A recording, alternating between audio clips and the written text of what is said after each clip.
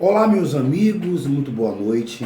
Para os que não me conhecem, eu sou o professor Denis Ventura, professor de língua portuguesa, com pós-graduação em língua portuguesa, pós-graduação em literatura, pós-graduação em produção textual, como também mestre em letras pela Universidade Federal de Sergipe. E aí, nós voltamos com algumas análises acerca da prova do Enem. Veja, o exame, ao longo dos tempos, tem perdido de fato a sua credibilidade.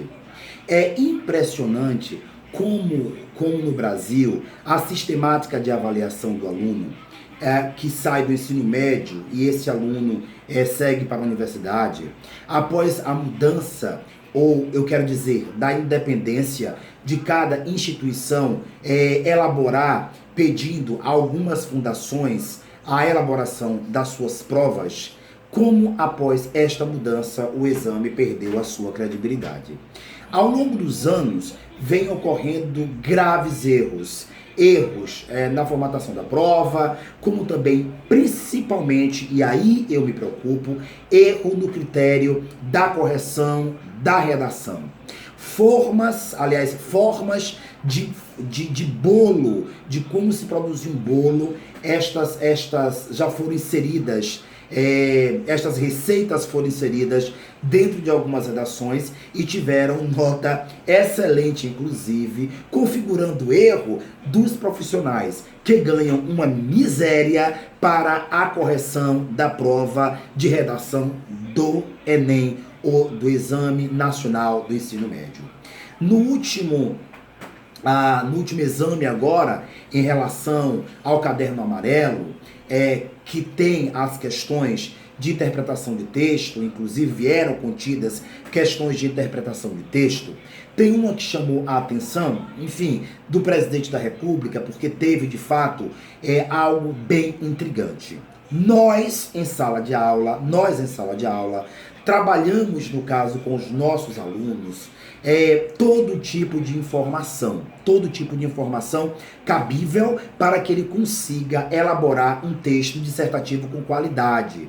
Como também na parte de língua portuguesa, também trabalhamos com as interpretações de texto e, óbvio, com o aprendizado da gramática normativa. Aí vem o primeiro ponto.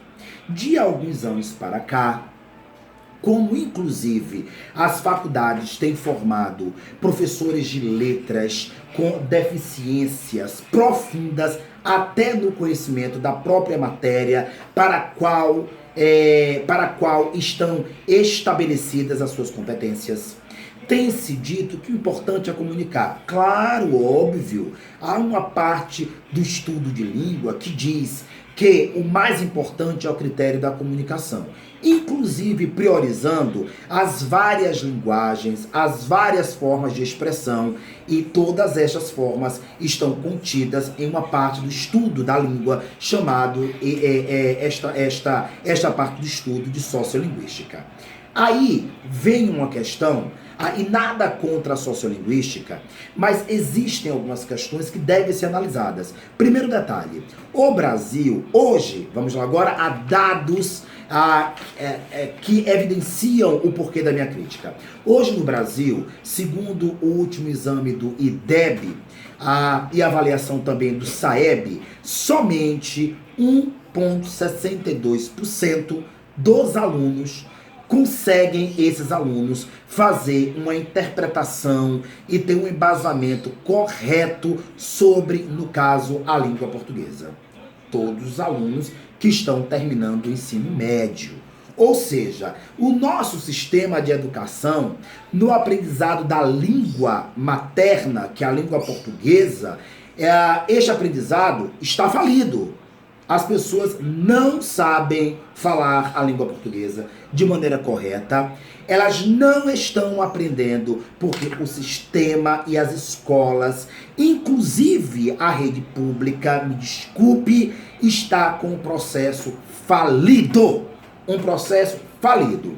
E aí é que entra o subterfúgio, bem subliminar, sob o critério de que o importante é comunicar. E aí Dane-se o aprendizado correto da língua ou da chamada gramática normativa.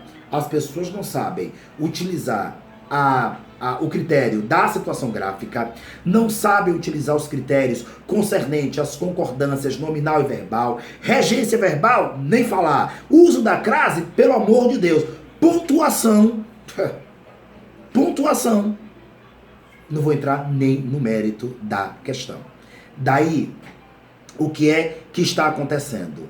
Vem com os entremeios no estudo da língua, querendo colocar em prática que as línguas ou as formas de expressão paralelas essas linguagens são mais importantes, no caso, do que, de fato, a própria ou próprio estudo da língua.